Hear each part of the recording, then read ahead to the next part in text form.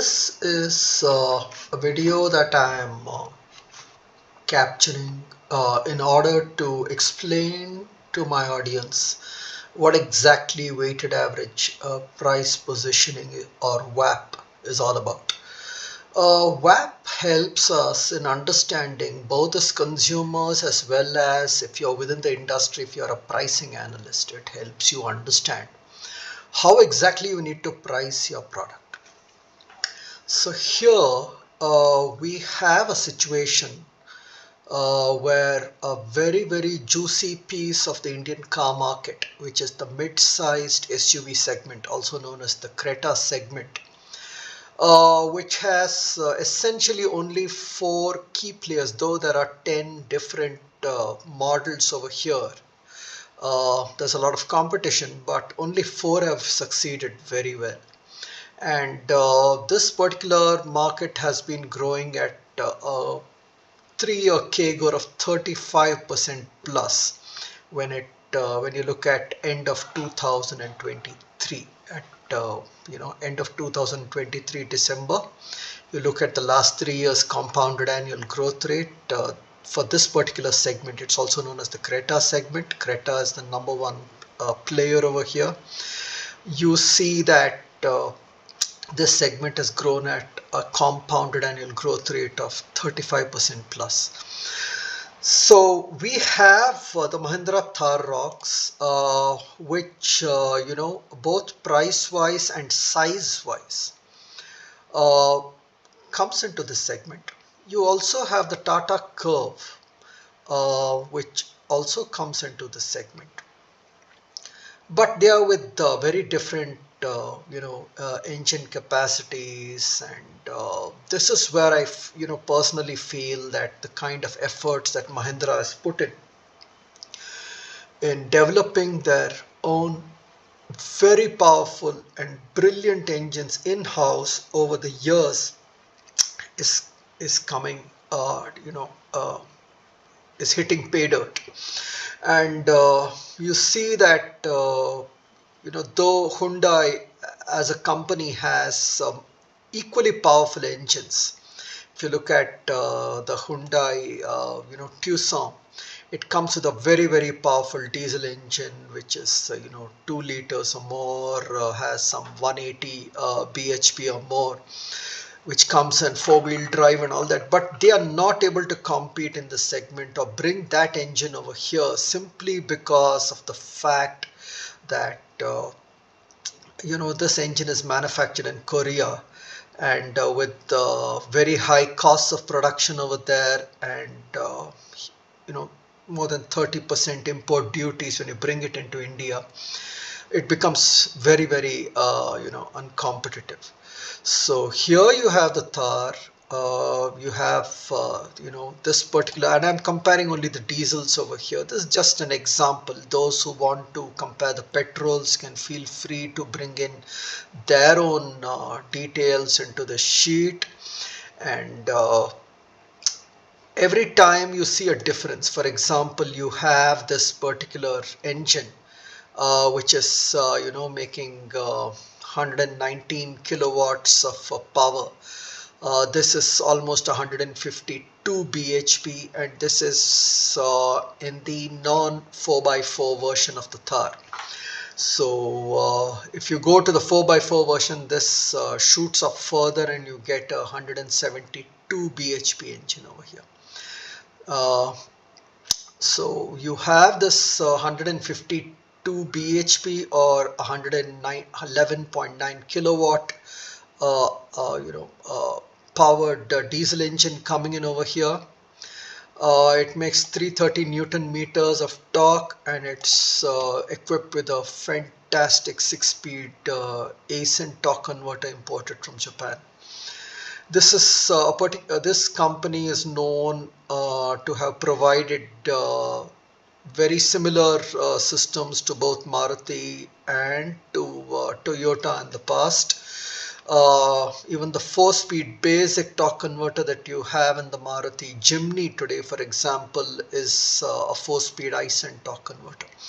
So Hyundai has its own inbuilt in-house R&D to build all these torque converter systems, and surprisingly the same or that 6-speed torque converter that is there in the Hyundai Tucson finds place in the Tata portfolio of Harrier and Safari, where the automatics are powered by a Hyundai supplied kit. Tata, on the other hand, has come out. They have this 1.5 liter diesel engine. It makes roughly around 115 bhp of power, 216 newton meters of torque, and they are bringing in a 7-speed wet clutch. This is a first in its kind in India. Almost all the the dual clutch automatics, DCAs for dual clutch automatics, are all dry clutch systems, whether it is Hyundai or whether it is uh, the Volkswagen and Skoda group. They all have dry clutch systems. And Tata here has brought in the wet clutch system. They are sourcing it from a company called Punch in the Netherlands. It's a new system, so we'll need to see how it performs, and once higher volumes of cars bestowed with this particular automatic are released in the market. So there are there is a customer perceived value, and I'm not talking of costs over here because I don't know the cost, but there's a perceived value which I as a customer am attributing to the engine of the Creta over the Thar. So and remember, these are things that you cannot go to the aftermarket and make changes to. You cannot buy a 1.5 liter, diesel from Hyundai, which makes 113 PS or 116 PS of power, and go to the market and say, I want it to make from 85 kilowatts to 112 kilowatts. Not possible. So you need to attribute what is it that as a customer you feel this particular uh, engine of the Thar, what is the premium that you would pay.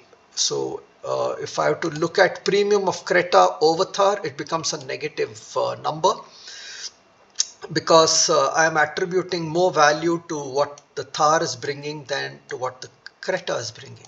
So I attribute a value of around 2 lakhs to the same. Similar at Curve, I'm attributing a difference of 2 lakhs, which means that I would have been willing as a customer to pay 2 lakhs more for an engine that is as powerful and brilliant as this one compared to what I'm getting over here.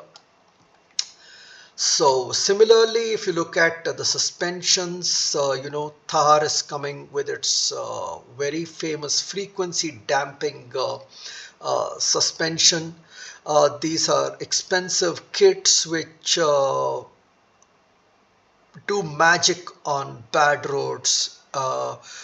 And you see them, initially it was introduced in the mass market segment by the Jeep Compass. You saw that in the Jeep Compass. Now you see that Thar is also bringing that. You also have it in the XUVs 700, you have it in the Scorpio N, and you also have it in the XUV 400. So Mahindra has paid a lot of attention to ensuring that they have the best of suspension kit that they've put in place, and I am giving a premium of 25,000 for both the front and the rear suspension kits, which makes it around 50k.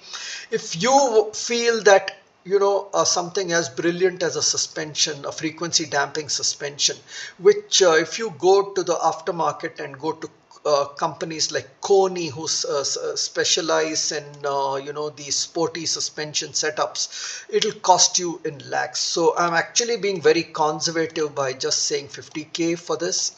Honestly, could be even higher. Similarly, you look at the size of this particular, the car. It's a much bigger car, though it is very much within its in this mid-sized SUV segment, it is still a bigger car, and I am willing to pay a premium of, let's say, a lakh for that over the Hyundai. Similarly, I am giving a very decent premium for 10,000 rupees for its higher 57-liter tank over the 50-liter tank that you see over here in the Honda. Then you look at all the various features. You have all the safety features. You have, so wherever you see that there is something that Thar is giving you more, the Creta perceived value with respect to the Thar becomes a negative, and exactly the opposite. For example, over here you have a rear defogger. This one doesn't have the timer, but Honda is giving you a timer. So just this little fact, I'm willing to pay 10,000 for it. Similarly, puddle lamps with the welcome function, I'm willing to pay 10,000 for it. When you do this exercise, you may not be willing to pay 10,000, or you may not find this puddle lamps with the welcome function a worthwhile feature to pay anything at all. So you keep it place it at 0 over there. Similarly, you look at other features such as air conditioning. This is a dual zone, this is a single zone, so I'm willing to pay 50k for a dual zone over a single zone. Similarly, you look at drive mode select. I'm willing to pay 10,000 more for an extra drive mode over here.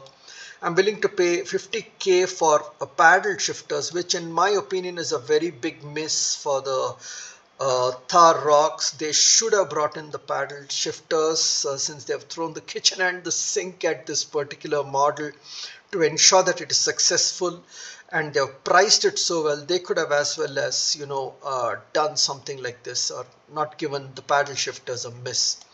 So you look at other options such as keyless entry and outside mirror auto fold, which the Hyundai Creta has. I'm willing to pay 10k each over there.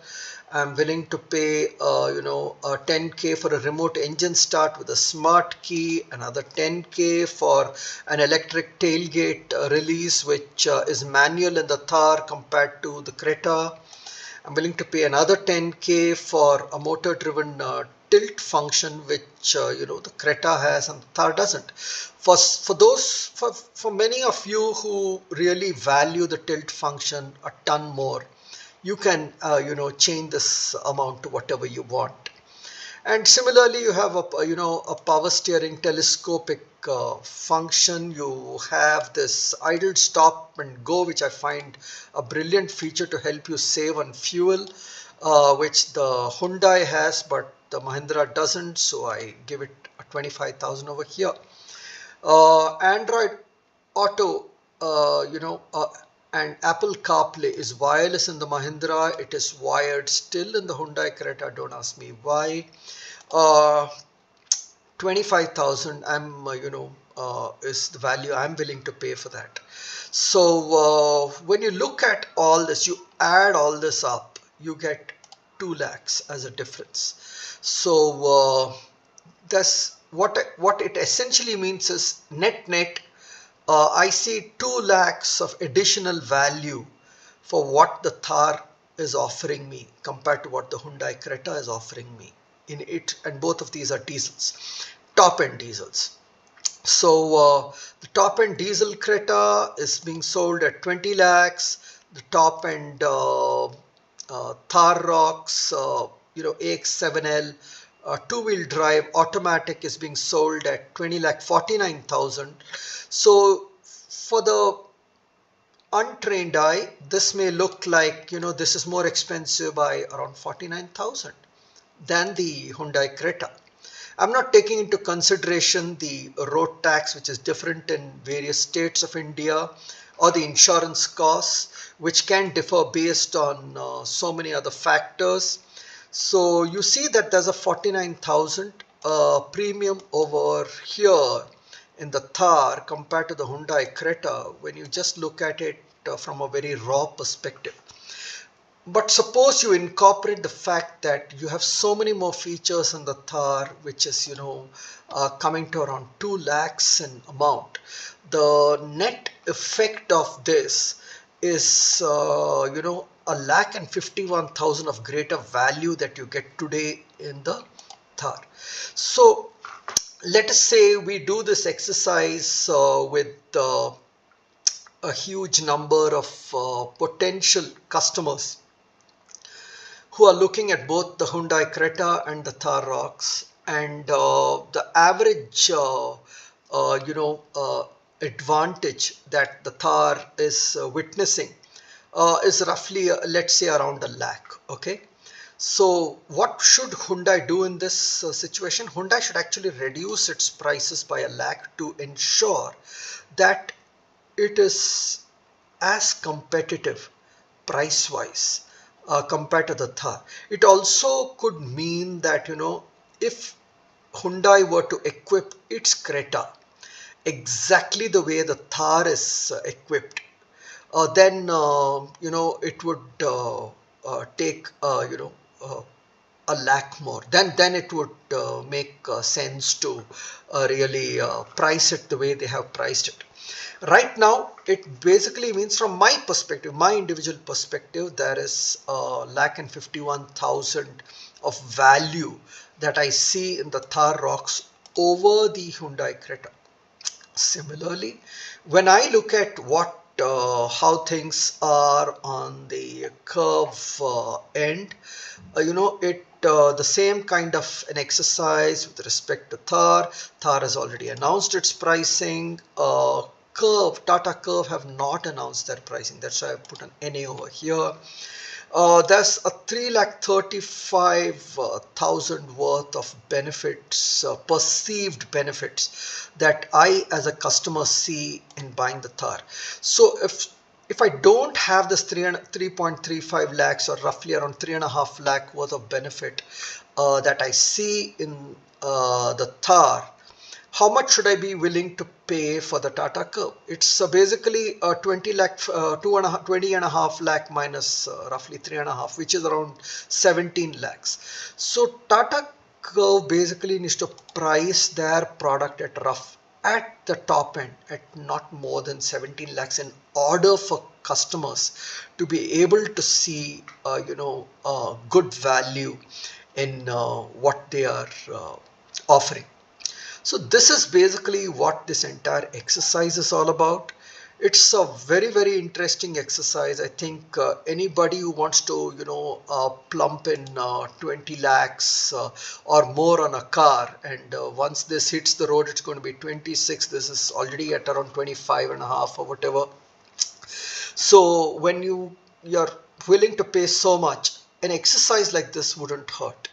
So have actually saved this as a Google Sheets and put it up on my LinkedIn article on this particular issue, which I'm very, very passionate about, and would love to see all of you go through it and understand how exactly you perceive it. Did you see value in this entire exercise?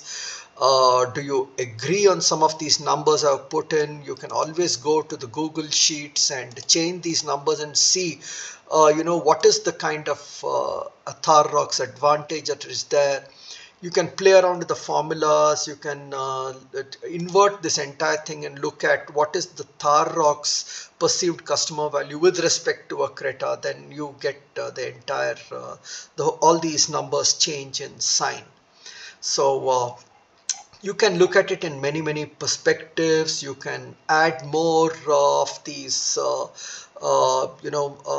different models in this particular segment. Sometimes you can even change the segment, but for the segment you need to then give attribute value to a change in segment. So for example, you have a brand design and a value over here. So suppose with respect to the to Mahindra, I personally feel that Hyundai's servicing and quality levels deserve a particular premium. I can add it over here if I feel Mahindra's products have a better service and a better quality level than Hyundai. Then I can add a number over here and make changes to this whole thing. So you can add more attributes to this entire exercise and understand these what you're paying for, what is the value attribute, net, am I being shortchanged? Should I look at only these kind of final numbers at which they are selling and take a call, or should I also look at, you know, the salespeople will always, come up with their pitch and try to bowl you over to their side.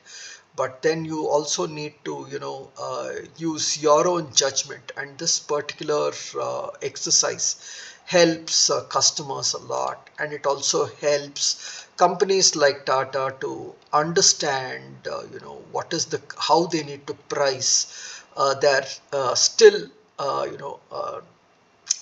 yet to be priced cars like the Tata Curve, ICE models, when you have such brilliant competition in the segment that you are stepping in. Thank you.